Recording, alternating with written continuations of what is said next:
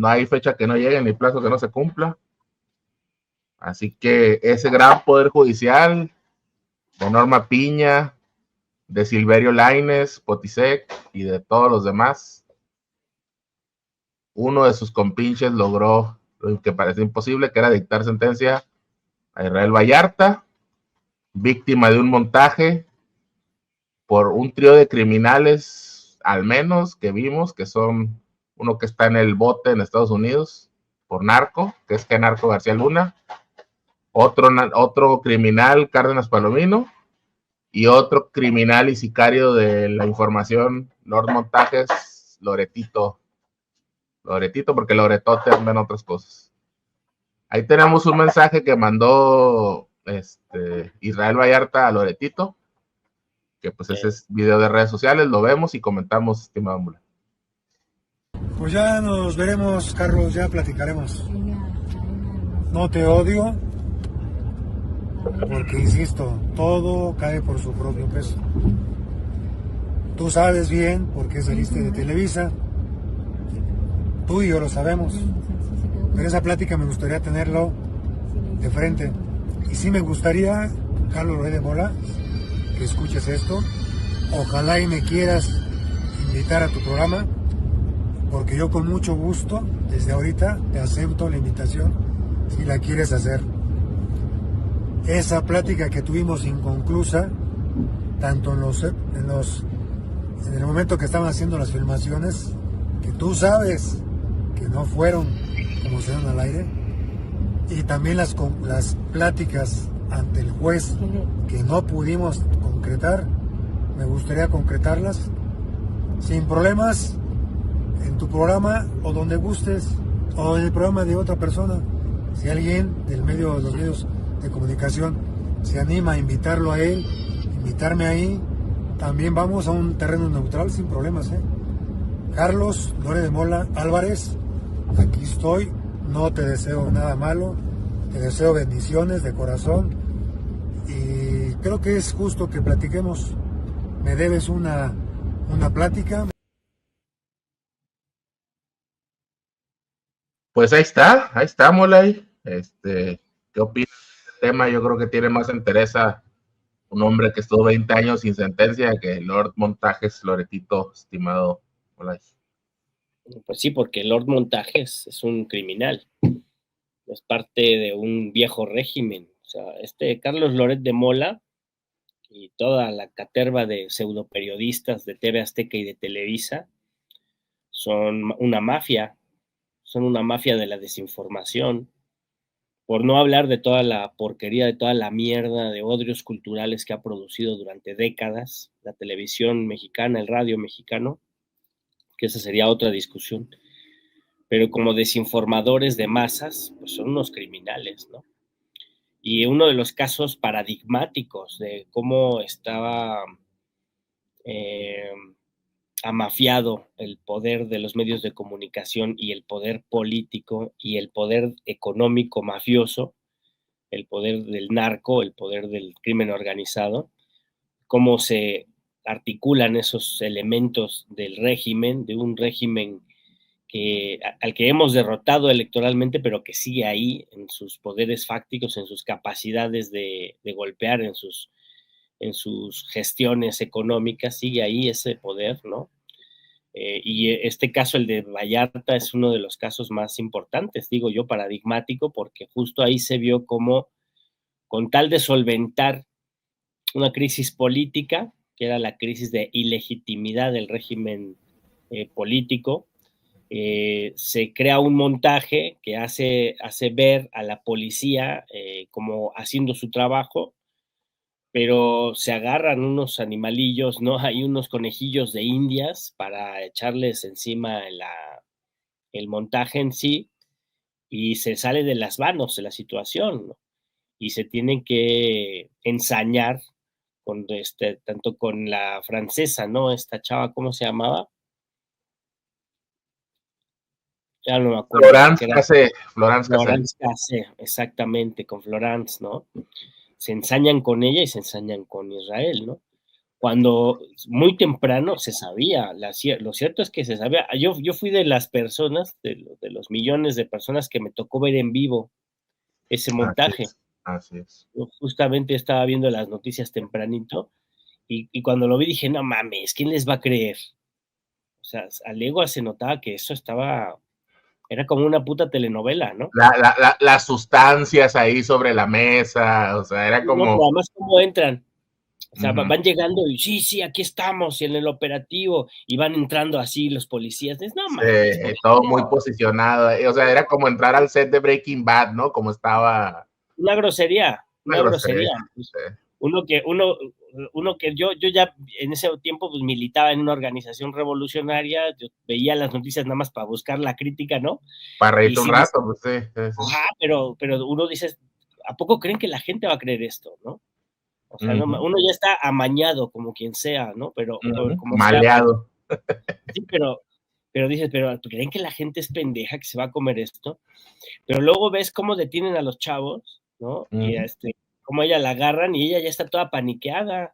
Sí, pues sepa qué le habrán hecho esa noche, porque hubo un, perdón que te interrumpa, Mulay, hubo un lapso de 12 horas en la noche en que entraron y la mañana siguiente que fue cuando hicieron el montaje para que Loretito y Cara de Cuyos Carga y todos ellos pues tuvieran su exclusiva en la mañana. Exactamente. Entonces, sepa qué abusos habrá sufrido esta mujer. Así es, ya los habían tenido retenidos ilegalmente, secuestrados durante toda la noche, ¿no? Y en vivo, luego los idiotas en vivo se ponen a torturar al güey, ¿no? Así es que, ¿qué hace usted, joven? ¿De qué? Y le tuerce esa manita de cochi, le pegan, le pegan, o sea, esa es tortura. Y se estaba viendo en la televisión y no había redes sociales para escribirles hijos de la chingada, están torturando a ese güey, ¿no? Y ahí se le veía la carota, los cachetotes a Palomino ahí, que andaba por ahí, ¿no? El Cárdenas Palomino ahí metido. Así y entonces una cosa aberrante, espantosa. Loret de Mola debe estar en la cárcel. O sea, el que debe pasar 20 años en la cárcel, por lo menos, por este caso, es Loret de Mola. ¿Sí? Y no solo, como dice Israel, que me debe una explicación, o sea, Vallarta muy íntegro, muy mesurado, exigiendo una explicación, por supuesto. Loret de Mola lo menos que debe hacer es ir a un debate frente a frente con Vallarta y luego enfrentar cargos. Yo creo que debe enfrentar cargos por falseamiento de declaraciones, ¿no? Debe enfrentar cargos por complicidad en la tortura, ¿no? Él es cómplice de un abuso brutal que se hizo en contra de Florence Cassés y Israel Vallarta. Y fíjate que lo que es más grave de esto, mi querido Manu, es que este es un caso paradigmático que se dio a conocer mediáticamente, que se le salió de las manos a la maquinaria de mentiras, a la maquinaria troqueladora de subjetividades que es Televisa, se le salió de las manos, pero como estos hay miles, si no millones de casos de gente inocente que ha sido utilizada para tapar las tropelías de otras personas y que están inocentes en la cárcel. Hay un montón así, y un montón de criminales de cuello blanco, un montón de corruptos, un montón de narcocómplices, un montón de asesinos que están no solo en funciones públicas, sino libres ahí pululando y haciendo de las suyas, ¿no? Porque se han coludido con el viejo régimen, porque se han coludido con las fuerzas del poder económico y cuentan con la impunidad, ¿no? Pero Vallarta es uno de muchos casos de gente inocente que es utilizada para tapar otras tropelías y que se les carga la mano, ¿no? Pero sí, todo plazo se cumple y la verdad es que da mucho gusto ver libre a ese compañero y que ojalá tenga la capacidad, las posibilidades, la entereza de reconstruir su vida y de participar en una, no sé, en una armonía, en una vida agradable, feliz, satisfactoria, ¿no? Porque todavía le queda mucho por vivir y todavía hay mucho que hacer y seguramente se les van a dar muchas oportunidades, ¿no? Tiene que ser muy inteligente para reconstruirse, para rehacerse y tal vez, ¿por qué no?, para poner en su lugar a los hijos de puta que lo pusieron en la cárcel, ¿no? Fíjate, sí, Mola, fíjate que aquí se explican muchas cosas que en su momento, en 2019, inicios de 2020, y luego llegó 2020 y llegó lo que sabemos todos, 2 años de terror. Eh, pero ¿por qué nos comentaban que Vallarta no quería el perdón del presidente? No quiere aceptar la culpa. Porque no aceptó la culpa. O sea, Claro. sacrificó otros 5 años de su vida en libertad para, digo, mis respetos porque no cualquiera, no cualquiera tiene esos tamaños, ¿no? Esa entereza de poder salir por su pie libre y decir, yo les dije cómo eran las cosas, yo les dije que eso era un montaje. Por ahí dicen algunos que quizás se dedicaba él a crímenes menores. Digo, no sé, no me consta. Tampoco creo que un crimen menor amerite tortura y 20 años de cárcel. Bueno, o sea, te meten 10 años a la cárcel por robar un pan para comer, pero si robas 5,000 millones de pesos al erario, te dan te premian con una senaduría, una gobernatura, ¿no? O sea, ahí te das cuenta la diferencia que hay, ¿no? Entre unos y otros en ese viejo régimen. Pero ¿qué interés tuvo, no? Porque dijo, pues es que aceptar un perdón, pues es aceptar tu culpa, ¿no? Entonces esperó a que terminara ese proceso, pasó todo el sexenio del presidente, pasó el tema de la elección judicial y aquí vamos a lo que creemos, me imagino, coincidiremos aquí, Molay, de que si no hubiera habido ese cambio de la elección judicial, pues seguirían en lo mismo, porque estos señores son incapaces de aceptar su responsabilidad y su culpa, ¿no? Todos los Claudios X y todo ese viejo régimen mediático, medios corporativos que decían, yo defiendo al Poder Judicial, yo defiendo a Norma Piña, esto era lo que defendían. Estas injusticias eran precisamente lo que defendían. Está ese documental que me imagino han visto o hablado de él, al menos de Netflix, que creo que salió hace un par de años de Florence Cassés. Sí. Donde sale que por qué la liberaron a ella 13 años antes, ¿no? O sea, esa señora ya está en Francia y ya rehizo su vida de pareja y todo. Pues porque el Estado francés intervino. Porque sí, que era otro tiempo y era otro presidente y Francia, no se les olvida mucho, que yo lo dije en su momento, que era cuando empezaba ahora sí que entre comillas, mi carrera como escritor de temas políticos, que decía yo, Calderón está llevando al país a un conflicto fuerte con una potencia nuclear por defender a sus narco compinches. Y en esa época decían, que están radicales ustedes, que no sé qué. Pues sí, ¿no? Pero no, pues el tiempo nos dio la razón, ¿no? Y en ese documental viene que en estos temas de este montaje de Israel Vallarta está metido una escoria sionista, que está en Ciudad de México, un tipo que le apodan el Golem, Margolis, y que le llamó, y eso viene en el documental, ustedes véanlo, no me hagan caso a mí, ¿no? Que le dice que cuando liberaron a Florence le dijo, no, pues que qué bueno que estás libre, y mira, tú saliste porque, básicamente, ¿no? Estoy parafraseando, pues tú saliste porque pues tú y yo somos blancos y pues los mexicanos son seres inferiores a nosotros. O sea, esa es la mentalidad. Y esa es la mentalidad de este Poder Judicial, ¿no? Aunque sea un licenciado sombrita, un chaparrito morenito, pelos parados, siempre le va a dar más justicia al que tiene otra imagen, digamos, pseudo-europea o otro apellido rimbombante que al mexicano de a pie, al mexicano sin influencias. Y pues eso fue lo que le pasó a Israel Vallarta.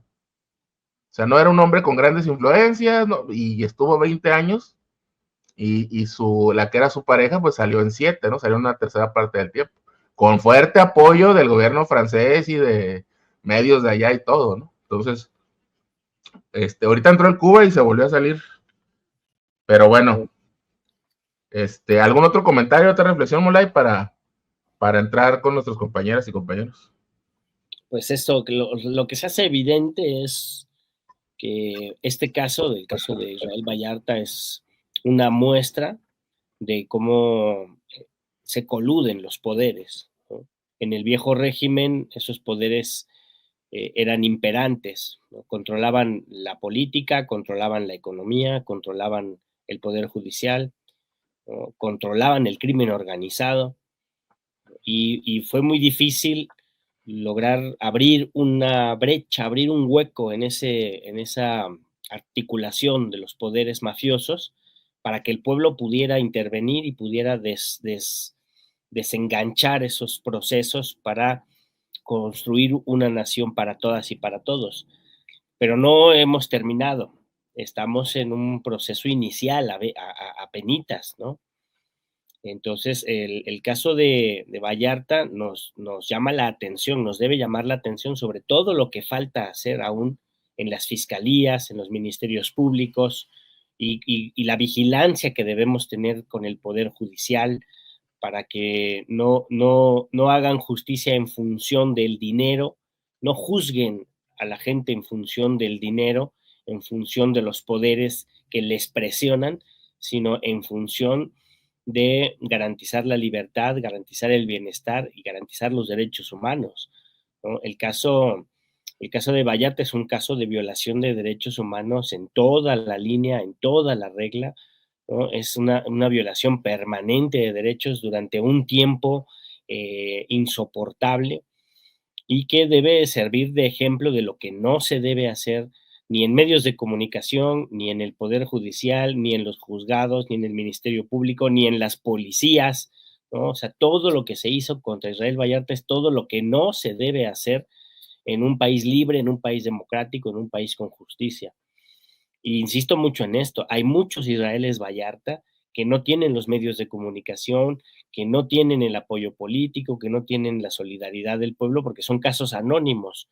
Mucha gente que está presa porque no habla español. Ahora que hablas del racismo y del clasismo, Sí, hay muchos indígenas en México que están presos porque no tienen intérpretes y porque los abogados no tuvieron ni la mínima sensibilidad de defenderlos, pues porque ni entendían el idioma que ellos hablaban.